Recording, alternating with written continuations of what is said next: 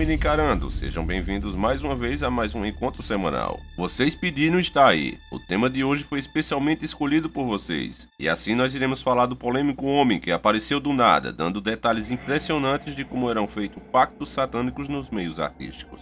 O famoso Tio Chico. Ele dava detalhes também de como era a maçonaria e dizia já ter pertencido à seita. Tão rápido como ele apareceu também foi o seu desaparecimento misterioso. Muitos chamam de farsante e outros de herói corajoso a serviço de Deus. O fato é que até hoje fica a pergunta, o que aconteceu com o Tio Chico? Ele morreu? Se sim, quem poderia ter feito isso e qual a verdadeira razão? É com essa dúvida que nós hoje vamos tentar descobrir juntos a verdade por trás do Tio Chico. Qual é o seu paradeiro? E pessoal, mais uma coisa, para quem assistiu o nosso último vídeo, deve ter visto que pela primeira vez eu dei razão aos interajumentos, que obviamente não me pouparam elogios, por eu ter errado o nome do bendito rio. Um errinho de nada, só uma besteirinha, mudei o lugar do rio de Sergipe pro Maranhão. Isso era tudo que os interajumentos queriam para comer o meu fígado. Eu tive até que dar um chute na bunda de alguns que estavam depravando demais com a minha pessoa. Então eu peço desculpas a toda a nossa família Encarando pelo erro brutal. Às vezes fazer vídeo cansado dá nisso. O sono era tanto que até o nome do ator saiu troncho. Em vez de sair Domingo Montanhês, saiu Domingo Montante. É nessa hora que um enigma surge em minha cabeça. Quem será mais idiota? Eu que troquei o estado onde se encontra o rio. Ou um inteligumento que entra em um canal de terror e conspirações para aprender geografia. Ô dúvida cruel. Agora, sem mais delongas, pegue seu pão com carne moída e ketchup e vamos iniciar o nosso quadro.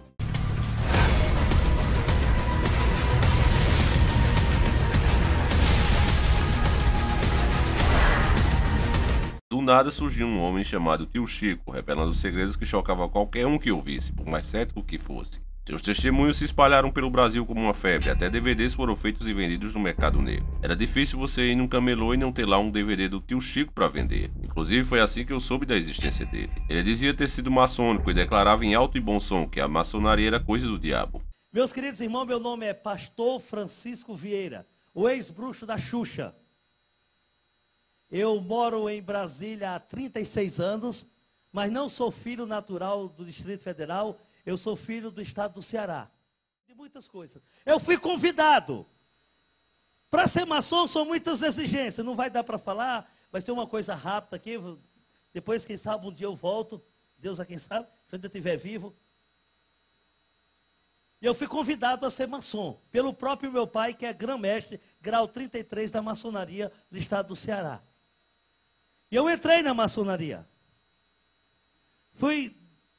Pode ser que é hoje, com o tempo foi se evoluindo, mudou alguns sistemas, alguns rituais, algumas coisas que aconteciam há anos atrás, pode estar acontecendo de forma diferente, eu não sei. Já tem mais de 17 anos que eu saí, eu entrei criança, demolei, eu fui levado de um cômodo para o outro, onde faz os rituais.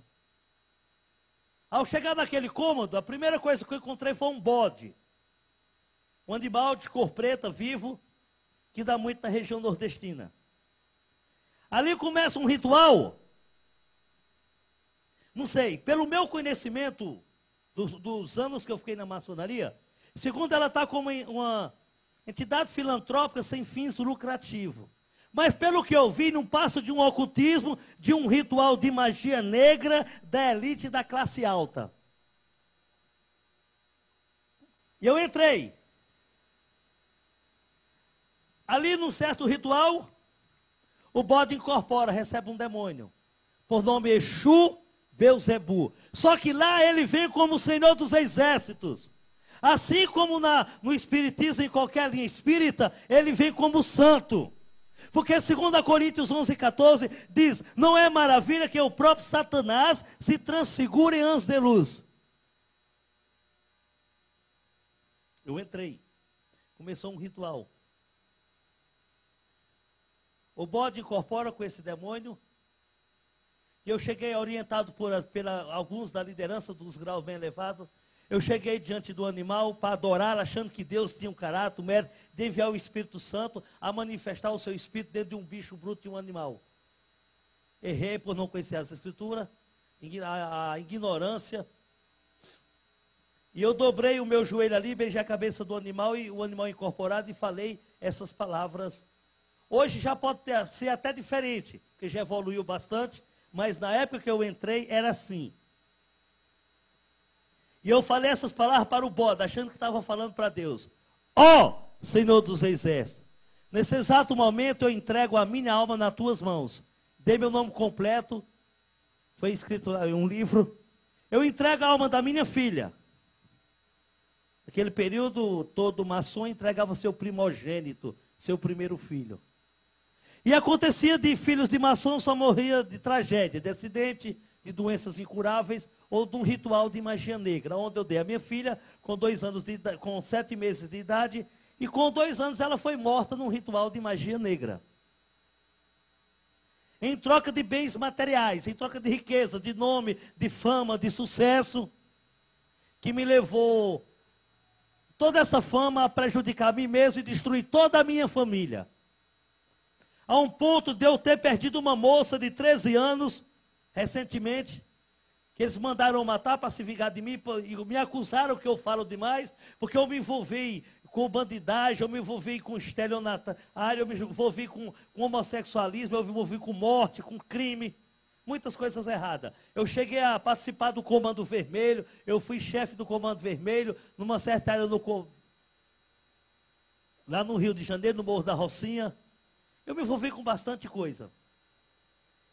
E ali diante do animal falei essas palavras. Ó, Senhor dos Exércitos, nesse exato momento entrega a minha vida nas tuas mãos, a vida da minha filha, a vida da minha mãe e da minha esposa. E faço uma aliança contigo, assim como tu fez uma aliança no passado com Noé.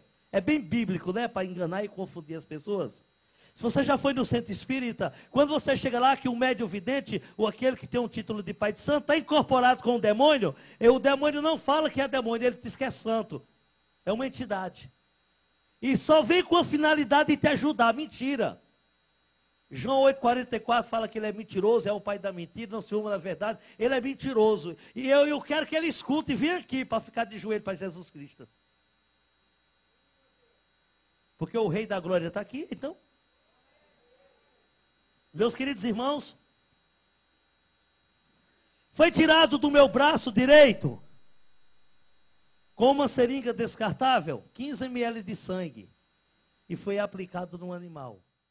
Depois de chocar o Brasil com essas revelações, Tio Chico, a figura constantemente que estava em contato com o público, simplesmente sumiu do mapa. Logo as perguntas e possíveis teorias do que havia acontecido com ele apareceram, ainda mais depois de ele aparecer nesse vídeo tão fragilizado. Comparando as imagens do Tio Chico, você nota que parece que ele estava mesmo ficando debilitado, como se realmente travasse uma batalha espiritual também. Depois ele sumiu de vez, deixando uma grande interrogação, e até hoje ninguém sabe ao certo o que realmente houve. Embora eu tenha procurado incansavelmente, não consegui achar nenhum vídeo do depoimento do Tio Chico recente, apenas vídeos antigos. Eu peço que se alguém tiver, me mande. Eu me comprometo aqui a fazer um novo vídeo mostrando essa verdade. No momento, como não temos nada recente do Tio Chico, estou procurando pela internet as várias explicações sobre o paradeiro dele.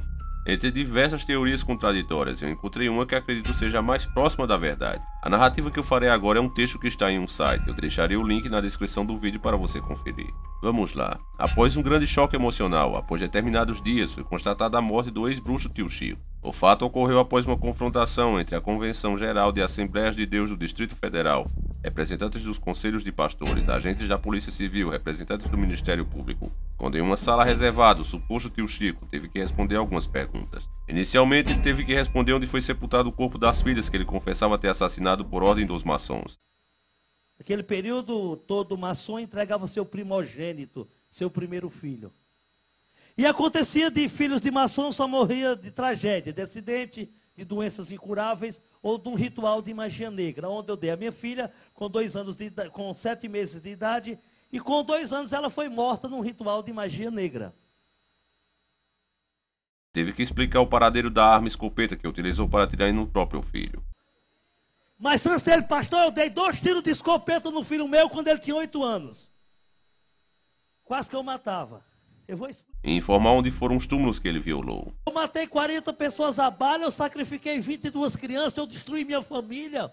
Eu sou um... O que mais chocou os investigadores foi o fato do farsante ter afirmado que inventou todas essas histórias absurdas, pois não tinha profissão e precisava ganhar a vida de alguma forma, quando questionado sobre a preocupação em ser desmascarado por algum pastor. Ele disse não ter se preocupado-se muito com isso, pois a cada pastor que realmente tem discernimento da verdade no meio evangélico, existe um número infinitamente maior que não está nem aí para esses detalhes. Importavam-se apenas em conseguir levar alguém em suas igrejas que pudesse chamar a atenção, a fim de ter seu culto cheio de pessoas que creem em tudo o que ouvem, sem fazer muitas perguntas. Os grupos representativos envolvidos nessa investigação, cada um por sua classe, registraram ocorrências contra o suposto bruxo, tendo mesmo que responder por alguns crimes que não tinha como ele negar, pois vários DVDs foram apresentados ao farsante que não tinha como apresentar outra desculpa, eximindo das confissões. O momento mais crítico foi quando os policiais, diante dos representantes da Convenções da Assembleia de Deus e afiliada, e do Conselho de Pastores, se era mesmo verdade tudo o que estava gravado naquele testemunho. O tio Chico afirmou não serem verdadeiras as declarações dele. Ele ficou bastante envergonhado ao ter que negar tudo diante dos representantes evangélicos e de autoridades policiais. A iniciativa dessa apuração partiu das convenções assembleianas, junto ao Conselho de Pastores, pois diante de tantas evidências de contradições, resolveram apurar e tirar de circulação esse senhor que vivia mentindo grosseiramente no meio de pessoas que buscam a verdade.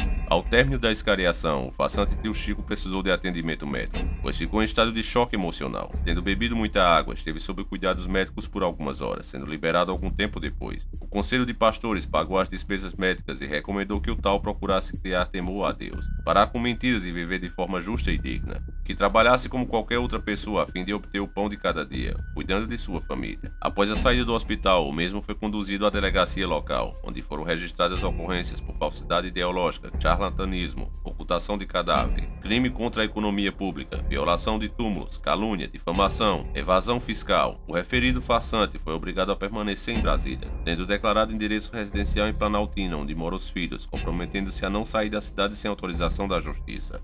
Depois de 15 dias ficando isolado em um quarto de hotel na mesma cidade, quando foi aberta a porta do quarto, ficou constatada a morte do ex-bruxo tio Chico. Como sabiam que eram aquele hóspede, um pastor local, foi chamado e foi confirmada a morte do ex-bruxo tio Chico. O pastor Josué ficou na responsabilidade de informar o segmento evangélico à ocorrência do fato. A equipe que assessorava o tio Chico sentiu-se aliviada por não ter mais que responder a tantos questionamentos sobre a veracidade dos fatos que por longos anos o tio Chico propagou por milhares de igrejas. Uma das providências foi mudar a apresentação do site oficial do tio Chico, que passou a mostrar outra imagem de abertura e nada mais sendo apresentado que lembre o título da página. As investigações poderão ser arquivadas, pois não tendo criminoso, não há como punir ninguém. Como eu disse, todas essas informações estão em um site. Vou deixar o link para você acessar. Agora vamos entender essas informações que estão na internet e por todo lugar que você procura. Infelizmente não tem como comprovar se são realmente 100% verdadeiras, mas vamos imaginar que estejam bem próximas da verdade. Só que temos que ver que ela está bem distorcida. Veja você, meu caro em cara escrito, a safadeza que foi feita com o tio Chico, de acordo com o texto que ouvimos agora. Tio Chico não ficava em uma igreja fixa, ele saía de igreja em igreja dando seu depoimento. Em troca, os pastores pagavam suas despesas de viagem e o hotel e lhe davam um pequeno cachê. Tio Chico ia levando a vida dessa maneira. E então, em um belo dia, a igreja o chamou para fazer mais um depoimento. Tio Chico prontamente foi dar o seu testemunho. Ao entrar na igreja, tio Chico foi trancado em uma sala. E lá estavam agentes da polícia e o Ministério Público, segundo os relatos do próprio texto. Você vê já por aí que a coisa já está começando errada. Isso nos parece mais uma armadilha. E de fato foi isso que aconteceu. Muito provavelmente essas autoridades não estavam ali para representar a lei, mas para representar a maçonaria e o satanismo, a quem a maioria das autoridades estão seguindo. Infelizmente, principalmente as grandes autoridades. Vamos analisar também, será que a lei autorizaria alguém ser pego em um arapucas desse nível? Se essas autoridades realmente estivessem representando o Ministério Público, ao meu ver o que os policiais deveriam ter feito era ter ficado à paisana, e no culto, quando o tio Chico começasse a dar o depoimento, confessando o crime, teria sido dada voz de prisão e ele ter sido preso em flagrante. Era simples e rápido e diante de todas as pessoas com diversas testemunhas para afirmarem a confissão. No entanto, preferiram fazer tudo às escondidas e forçar o tio Chico, muito provavelmente através de tortura. Quem garante que o tio Chico não foi torturado para dizer que tudo era mentira? Se tudo era mentira, onde tio Chico arranjou todos esses problemas? Tem uma cicatriz aqui na frente, jovem. Entrou um ferro aqui e saiu aqui, ó. Está na minha cabeça é platina. Eu tenho um parafuso. Tem crente que falta parafuso. Eu tenho um a mais. Põe teu dedo aqui, irmãzinha, ó. Isso aqui é um parafuso de platina, ó. Vocês observaram que eu bebo bastante água? Eu não tenho garganta, eu não tenho as cordas vocais, são sondas de boate. Se eu começar a falar muito e não beber água, ela resseca e eu perco a voz. Eu tenho uma bolsa plástica aqui, ninguém consegue apertar, minha barriga não entra, é dura. Isso aqui é uma bolsa, todo o líquido acumula aqui, não desce para a bexiga. Eu puxo essa perna, eu tenho 16 grampos de platina nessa perna. Eu sou o Robocop de Jesus. Pelo menos sobre esses ferimentos eu posso dizer que são verdadeiros, porque um membro aqui do nosso canal comprovou pessoalmente em uma oportunidade. O comentário dele está no vídeo Maldição na Novela Velho Chico. Eu não vou mostrar o seu rosto nem seu nome para poupá-lo, mas o comentário foi o seguinte: parabéns pelo vídeo, muito bem feito. Gostaria de contar um relato verdadeiro que aconteceu comigo sobre o tio Chico. Eu tinha apenas 13 anos na época e era membro de uma igreja aqui em Brasília, Distrito Federal. Nesse dia estava muito ansioso, pois ele iria pregar em nossa igreja. Infelizmente para alguns nesse dia choveu muito e não pôde haver o culto. Mas eu e minha tia éramos muito chegados da irmã que convidou o tio Chico para pregar. Ela iria nos buscar, pois iria fazer o culto familiar, para que a presença dele não fosse em vão. Tive a honra de conhecer esse homem de Deus. Eu sou uma testemunha de que tudo que ele disse é verdade, pois ele fez questão de que eu e as pessoas que estavam lá passássemos a mão em seu rosto e em sua cabeça para que comprovássemos realmente as platinas e os parafusos que ele tinha. Meus amigos do canal Encarando o Sobrenatural, o que eu digo é a mais pura verdade. Eu tenho um canal aqui que fala sobre essas coisas sobrenaturais também, mas nunca quis fazer nenhum vídeo sobre ele, pois as pessoas achariam que eu estaria mentindo apenas para postar o vídeo. Encarando o Sobrenatural, contei a você esse relato, pois sei que é muito difícil de se fazer um vídeo, e os seus vídeos são muito bem feitos e de conteúdo verdadeiro. Já sou inscrito do canal pelos dois canais que tenho, esse pessoal e o outro, que posta os meus vídeos. Não vim aqui publicar meu canal, pois nem citei o nome. Vim dizer a verdade sobre o tio Chico, elogiar o seu ótimo trabalho e a todos um grande abraço. E eu agradeço muito a mais esse membro da nossa grande família. Eu acredito 100% no comentário dele. Dos meus inscritos, eu confio em todos. Por mais desconfiado que você possa ser, você vê aqui claramente que a pessoa não está interessada em algo. Ela apenas quer que a verdade seja dita. Até pela forma que ele conta, você vê que tudo é verdadeiro. O próprio tio Chico, se estivesse mentindo sobre os seus ferimentos, ele não ia mandar as pessoas comprovar. Ia tapear e não ia deixar ninguém passar a mão. Outra contradição que chega a ser ridícula é que o cara é chamado de charlatão, farsante, mentiroso, confessa que tudo é mentira, porém é acusado de omissão de cadáver, que ele havia sacrificado a mando dos maçons, e os policiais exigem a escopeta que ele usou para atirar em seu filho. Aí é que a gente faz a pergunta: se tudo é mentira, estão chamando o cara de farsante, de mentiroso, e ele mesmo confessou que era mentira. Se tudo era mentira, como é que vão processar o cara por ocultação de cadáver? Como é que querem que apareça a escopeta que ele usou contra o filho, se todo o testemunho dele na verdade é uma farsa? Alguém deveria explicar isso melhor. A resposta, ao meu ver, para todo esse questionamento é muito simples. E eu vou dizer aqui, afinal eu não temo a ninguém. O nome do canal é Encarando e não é à toa. Já meteram 2 strikes e se meterem de novo, não tô nem aí. Vou continuar informando o pessoal enquanto eu puder. Se as informações que nós ouvimos agora estiverem corretas, essa Coja assassinou o tio Chico, porque tudo era verdade. Ele era uma prova física do que ele mesmo afirmava, não tinha como esconder. Os caras ainda têm a coragem de dizer que depois do interrogatório, o farsante tio Chico precisou de atendimento médico, pois ficou em estado de choque emocional. Meus amigos, vocês estão pensando que tem algum idiota aqui? É claro que tio Chico devia estar em péssimo estado físico, porque desceram foi o porrete nele. É claro que eu não posso provar o que eu estou dizendo, mas eu tenho certeza que isso aconteceu.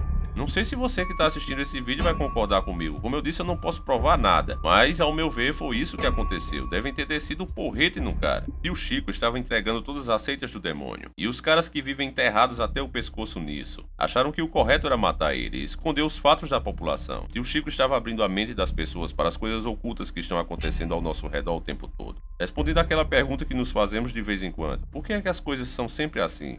Por que não aparece ninguém que faça o correto? A resposta é essa, meus amigos. Na política, na justiça, no meio artístico, na mídia, mais de 90% dessas pessoas estão totalmente entregues ao maligno, aceitas como maçonaria e satanismo.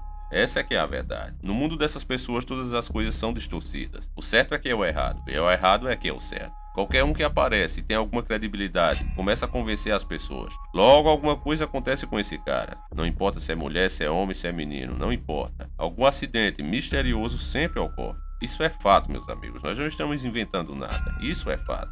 Temos que ter cuidado com essas informações que ficamos sabendo e o jeito que elas nos são passadas. Eu, particularmente, logo quando eu vi o tio Chico, achei que era um farsante. Mas se a narrativa que fizemos agora for realmente real e ele tiver aparecido morto em um apartamento em Brasília, então para mim não resta dúvida que tudo que ele dizia era verdade. E para essas pessoas que tentam distorcer os fatos e omitir a verdade, saibam que sempre vai surgir alguém como eu, um cara simples, que de tão burro muda a localização de um rio de Sergipe para o Maranhão. Mas que sempre vai estar disposto a mostrar a verdade por trás dos fatos, custe o que custar. E aqueles que têm ouvido para ouvir, ouvirão. Podem ter certeza disso. Essa é a minha conclusão, e mais uma vez eu repito, eu acredito sim no que tio Chico dizia e não tenho dúvidas. Para mim foi queima de arquivo. Vocês não são obrigados a concordar, e eu quero ouvir a sua opinião aí nos comentários. Vocês sabem que aqui a sua opinião, desde que seja dada com educação, será sempre respeitada. Se o tio Chico realmente estiver morto, onde quer que ele esteja, que ele descanse em paz. Eu até torço para que tudo isso seja apenas uma invenção de quem não tem o que fazer pela internet. Porém, se de fato ele realmente estiver morto, saibam que todos aqueles que morrem a serviço de Cristo serão chamados no reino do nosso Pai Celestial de grandes homens de Deus. Nosso vídeo acaba aqui e eu espero que vocês tenham gostado. Não esqueça de deixar o seu like, seu comentário bacana, compartilhe nas suas redes sociais, mostre esse vídeo para um amigo. Nós temos que sempre fazer assim, porque a coja maligna não dorme. Cada um de nós tem a obrigação de espalhar a verdade, pois se omitimos com medo de represálias, estaremos sendo cúmplices da coja maligna. Cada um fazendo sua parte, a verdade vai chegar cada dia mais longe. Não deixe de acessar também o canal dos nossos parceiros, onde você vai ter muita informação boas e emocionantes para você. Olá jogador, seja bem-vindo a este vídeo. Recentemente estamos recebendo informações sobre o game Resident Evil 7, que com certeza é um dos games mais aguardados de 2017. Bom, o game do 6 para o 7 teve várias mudanças, mas com certeza a mais impactante foi a visão de terceira para a primeira pessoa, que não é algo novo, porém nunca vimos na série numerada. Uma das grandes características da série é que ela está retornando ao gênero Survival Horror, mas o grande problema é que muitos jogadores olham para a nova... Eu vou ficando por aqui, que o Senhor Jesus Cristo, ou Yahushua como queiram chamar, acompanhe e proteja vocês durante toda a semana. Um abraço e até o nosso próximo encontro, sempre encarando o sobrenatural.